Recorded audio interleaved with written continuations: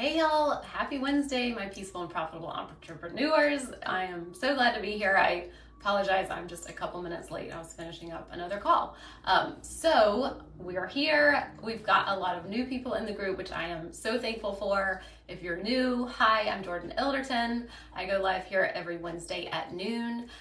If you join live or you catch the replay, you have questions, comments, let me know. I'm here to answer them. I'm here to support you. I really want you to have some great value in these live streams, and it's all for you. So if you're here and you comment, emoji, anything gets you entered to win.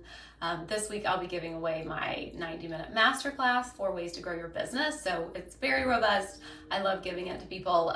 It's kind of the basics of what I love coming back to with my clients. So we will jump in. Today's topic is the one piece of quarterly advice that no one is giving you. And obviously, I'm just kind of joking with that because I don't know what everyone else is talking about, so I can't really predict.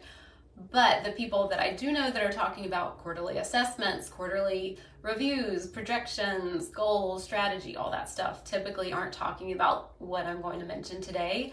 And the people who are talking about it aren't typically applying it to quarterly or strategic planning or anything of that. So I really want to bridge the two. So we will dive in, but when I was preparing for this and writing my notes, I always have this topic like weeks and months in advance. Like I have so many ideas, so I just keep track of them. And then as it gets closer, I kind of start filtering all these ideas and writing notes, and it was so interesting. So I am in Mount Pleasant, South Carolina, and this past weekend was the Cooper River Bridge Run. And we are like blocks away from where it starts. And it's so funny, it was like at 6:30 in the morning, we could hear the music pumping and the person who's like getting everybody jazzed up and excited, like it was like booming right next to our house. And my girls are like looking out the door like, what's going on? What is this? And my husband made the comment of like, hey, maybe one day we'll all run the bridge run together. And I was immediately like, skirt, like, no, not a runner, not doing that. That sounds terrible. And it was just so interesting for me to have that such a strong reaction of I'm not a runner. I used to run a little bit back in the day. I called myself a jogger. Like I still didn't call myself a runner. So a runner is just not someone I identify with. And when I was looking at everyone in our neighborhood going to do the run, they're walking, they're taking golf carts, like they all identify as a runner. They're training like a runner, they're sleeping like a runner, they're eating and treating their bodies like a runner, and that's just not something I identify with. And how big of a deal that is for what we do. So that's what we're talking about today, is using who you identify as part of your strategic plan for Q2, looking back at Q1. So that's one example. And so I want to give another business example or another non-business example before we jump into the business side, because I think that can be so helpful. So I know we've got people jumping on at different times, but if you jump in, feel free to ask questions, say hello. The other example about identity is that back in 2020 during lockdown, I found my first 4-leaf clover. Like I was, I don't know, close to 40 at that point, and I'd never found a 4-leaf clover. I found one, I saved it, it was so special. And recently, before St. Patrick's Day, I was at my mother-in-law's house. I was like lying in the grass, the sun was on me, the wind chimes were blowing, and the girls were playing quietly, and it was just this perfect moment. And I just had this thought, like, there's a 4-leaf clover, like, it's right there, go find it. So I went, and there was a 4-leaf clover, and I shared that in my St. Patrick's Day post. And I was just so excited. And then last weekend, I'm always doing this at my in-laws' house because we don't have them at our house, but I was like, I'm gonna go find a 4-leaf clover.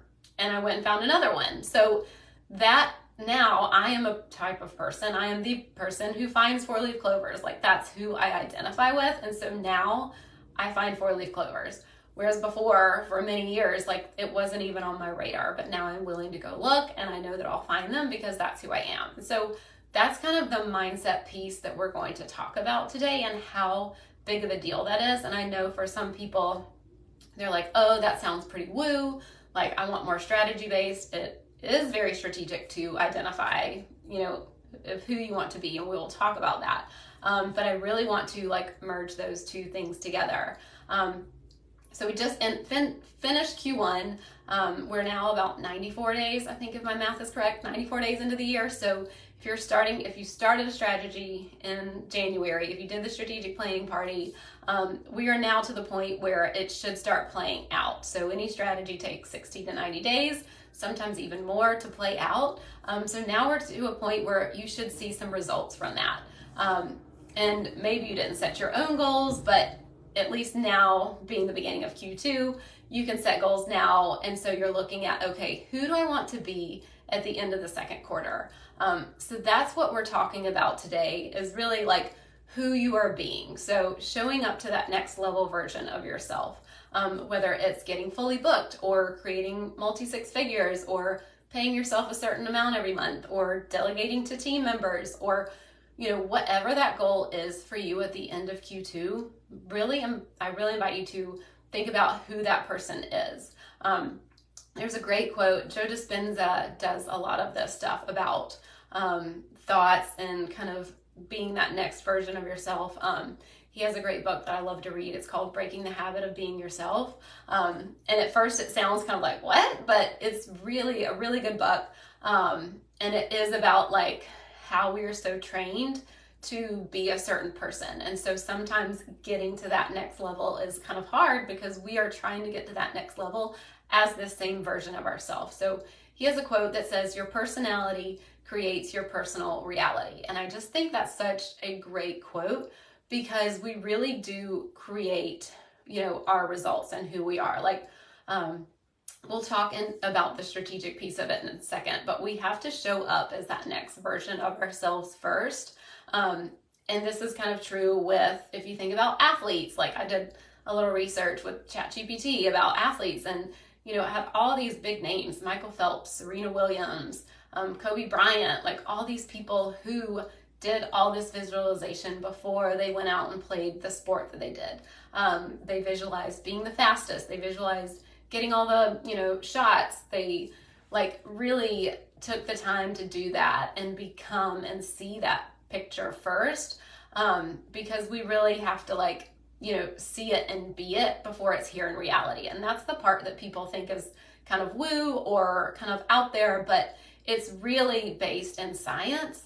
And it's just so, we see it play out in real life. So where you are today, what results you have now, the revenue you have now, the clients you have now are just a direct reflection of what you're doing 60, 90, 120 days ago. And so if you're going into Q2 as the same version of, who you are, but you want these results that are so different, there's really this gap. And so you really have to become and show up and think like that next person that has those results that aren't technically here yet.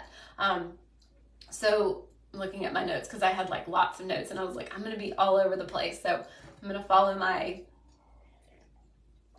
framework here of mindset, strategy, organize, implement. So with all of my clients at the end of Q1, we do kind of an audit of the previous quarter, looking back. And then we also had some, goals that we wanted to hit by this date, or just kind of in this April timeframe.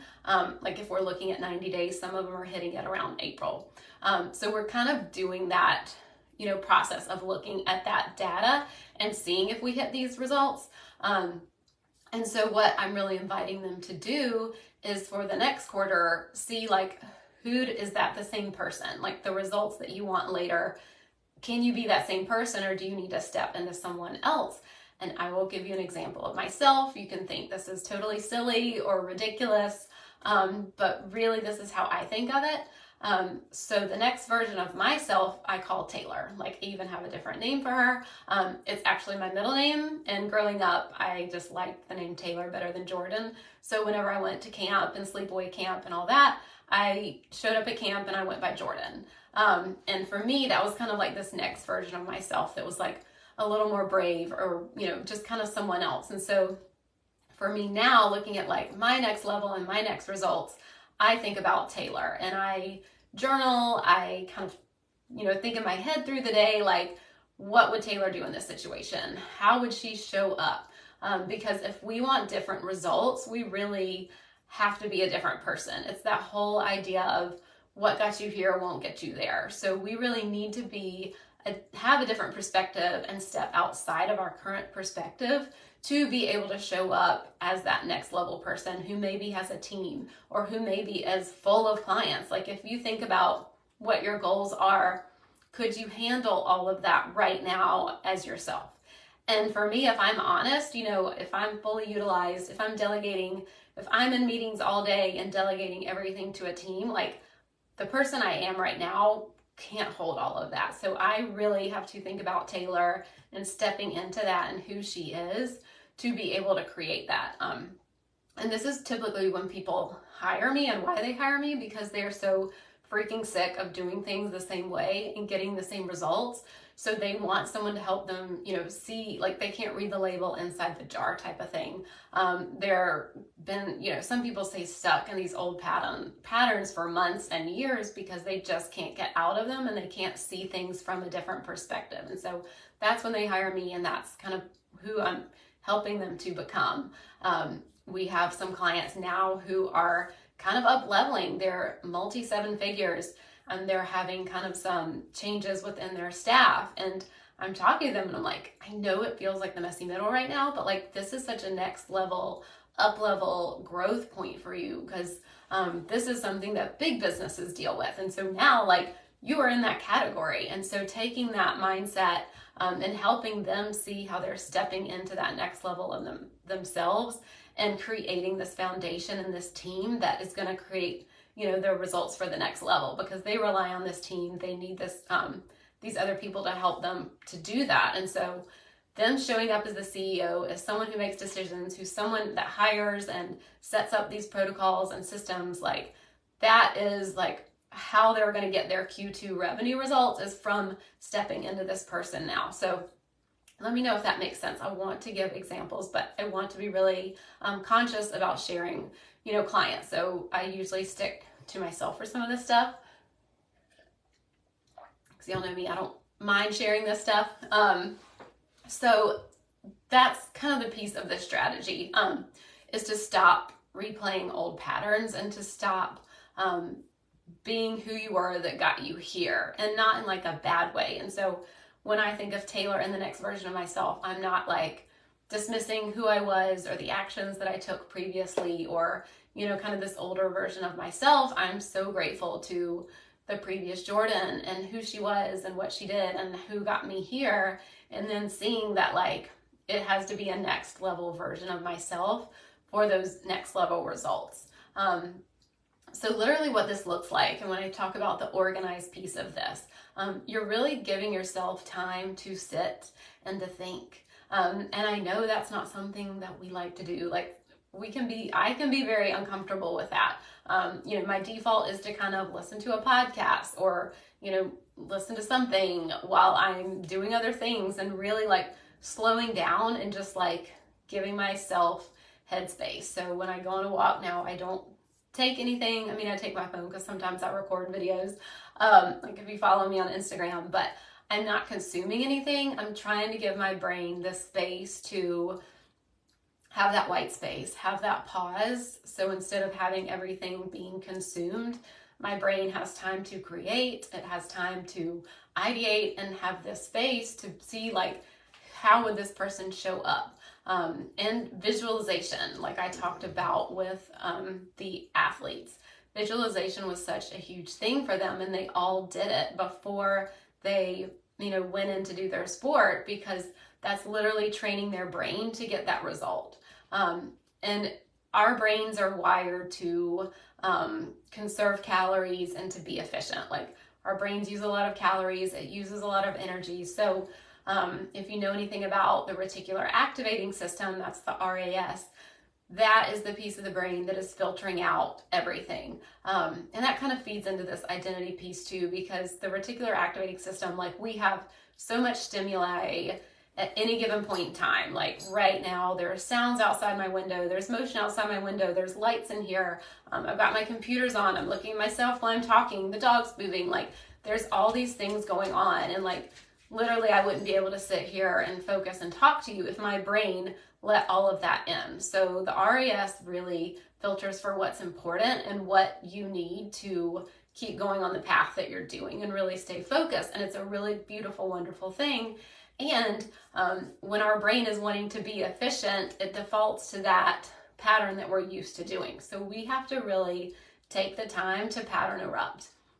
When I think about being Taylor, who she is, what she's doing, how she's showing up, how would she be on this call, how would she show up in this other area, it's really kind of like a machine, and then it stops. And then it kind of is like, going backwards, like it's like not necessarily going backwards, but you see the wheels turning in a different way. And it's kind of like with my kids, like you can see their brains and the mechanics, like when you ask them a question or they have kind of this aha moment, it's like this, like you can see their brains just being like, okay, got it, like getting on board with it. And that's literally what we're doing with this identity piece, and showing up as, being that next version of yourself is not efficient. Your brain wants to default to who you are, what it knows, how you typically respond, what your default is. And so it takes time and practice, and we have to consciously do it, to pause,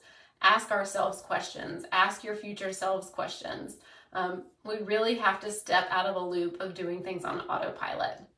And that's something I know, as a parent, I'm driving to schools, I'm, packing lunches, doing dinners, even with some of the bookkeeping work that I'm looped down on, like, it's just kind of this autopilot thing. I can get to the end of a task and it's like, oh, I'm done. Oh, I got to the school. I got to the grocery store. I packed lunches and made dinner. Like, I was paying attention, but like, I just kind of did it. And so that's how, and that's why I really try to, show up, like even right now thinking like, what would Taylor say? What would she do?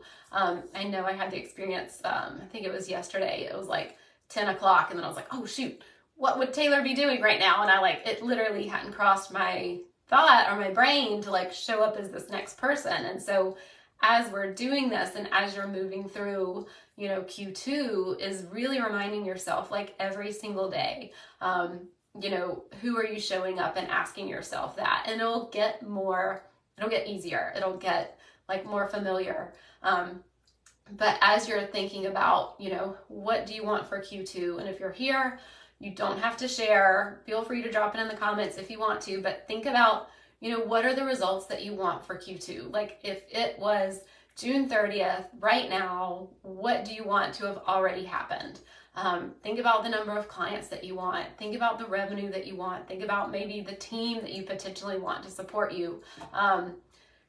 All of that, like just close your eyes and think about it, write it down, have it there, set that intention, and then think about, okay, who is that person that is there? Who is that person that is holding all of that? Really see them, give them a name. How do they think about things?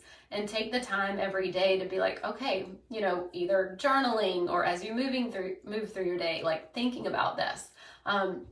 Just knowing what your future self looks like and what they're telling you. And it's not like this is like a right or wrong thing. Like I feel like people are kind of scared to get it wrong here. So like, at the end of Q2, I don't really know what Taylor looks like or really know what she'd say. So all I can do is do the best of like how I think she would be. So that's just an area where you can give yourself a lot of grace. Give yourself just kind of making this a fun activity. It doesn't need to be like super serious, but just thinking about like who that could be. And I wanted to bring this identity piece to the quarterly planning because I feel like this is such a conversation that gets left out of planning. If you were here and did the strategic planning party, we didn't talk about it at all. I don't think I've talked about this at all. I think I've put it in post maybe, but actually to verbally do this, this is new for me and something that I want to continue to bring into the content, into what I'm talking about. It's definitely stuff with my clients. We have a client that I was working with this week, and we're really focusing with him on cash and like figuring out the cash flow dance. He has a lot of cash coming in, a lot of cash coming out. Every week it kind of changes based on the work that they're doing. And he's like leaning all into, marketing and doing all this stuff. So there's some bigger expenses going out. So we're really thinking about like, okay, his cash flow, what does it look like? He has some debt that he's been in business for years and years, and it had some debt on the credit cards that is kind of just not moving. So we were really talking about him stepping into the identity of someone who pays down their debt. Like, we're so thankful to the person who got in this situation and they did the best that they could and they used their resources the best, as well as they could.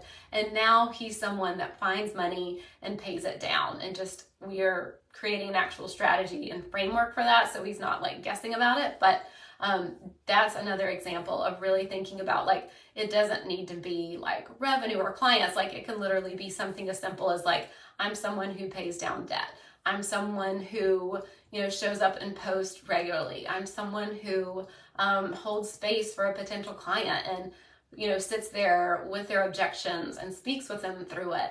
I don't just shut down the conversation. I show up fully and lay it all out on the table and just do my best and support the shit out of them and, give them an amazing experience regardless of what the outcome is going to be.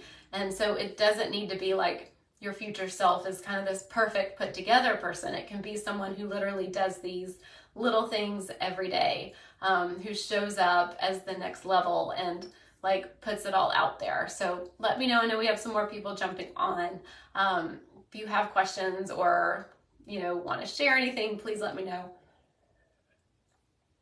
But so deciding who you're going to be, what results you want, as part of your quarterly planning is just so valuable, because it's almost like if you're just doing the strategy piece and just picking the revenue goals or the team or the clients, like if you're just picking that, but you're leaving out who you are, it's kind of like they're not mixing. They really need to be like combined, like results and who you are, because you are the one creating the results and showing up. And so that person really needs to be a part of this strategy piece. And that really makes the implementing part so much easier. We don't have to keep second guessing ourselves. If you know me, if you've been here for a while, I am just such a huge fan of picking and sticking, going all in on a strategy.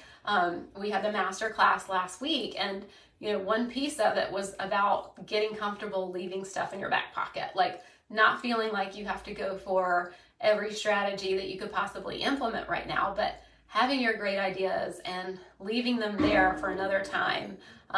Just because it's a good idea doesn't mean that it's good right now. So like that piece of the, kind of letting things sit for a while is part of this, like who you are, how they're showing up.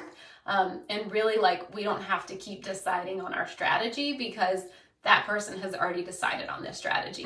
That next level of who they are, who you are, my version is Taylor. Taylor's already decided on the strategy. She already has a plan. She already knows. She's got focus.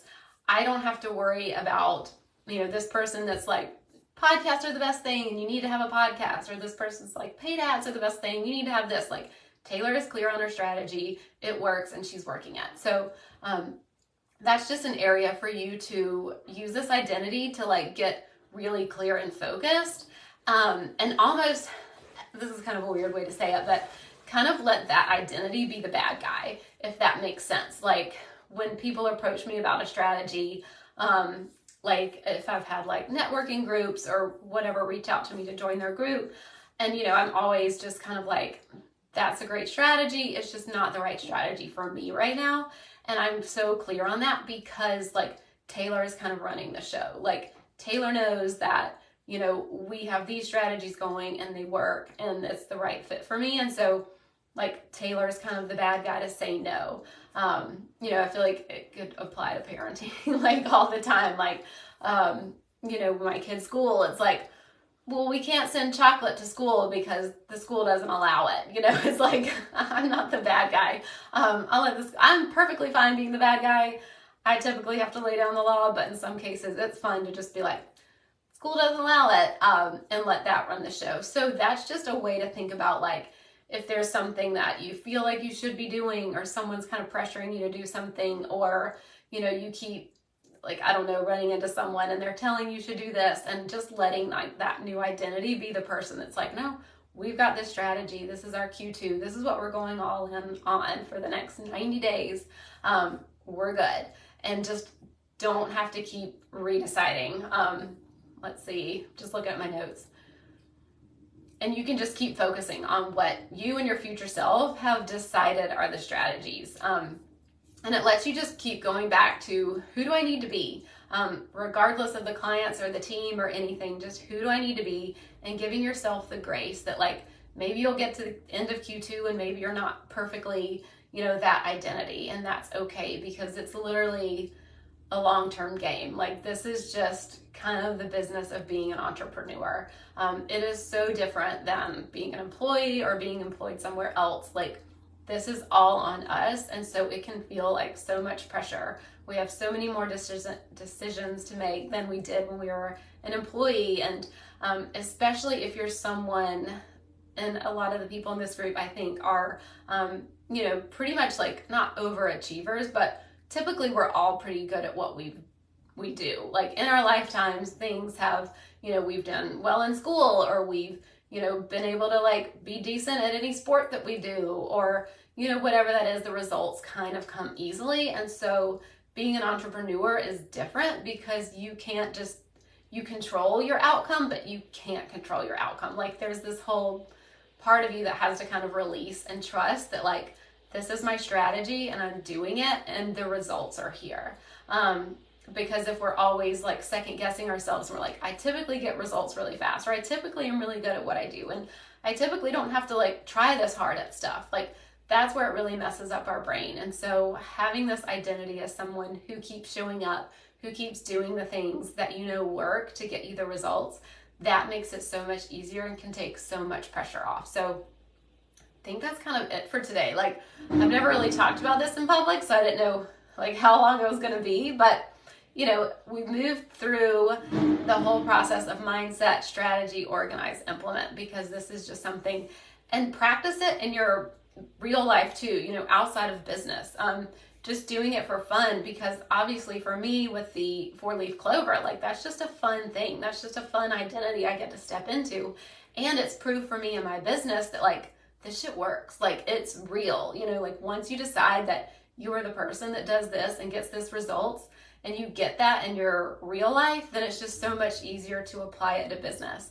And maybe it takes a little longer, or doesn't happen exactly, you know, as of June 30th, 90 days from now. But, you know, thinking about like, this is the process of becoming. And if it takes me 1 quarter or a year, I'm here for it. And it's going to change along the way, because once you get to that next level, once I get to tailor, or once you get to that next identity, there's going to be a new one. That's just kind of the whole thing with business. And so that's why it's so important to love where you are. I recently did a case study about that, like this, I don't know if it's been posted or not, but a client who like just kept thinking that the revenue was the next level and the next thing.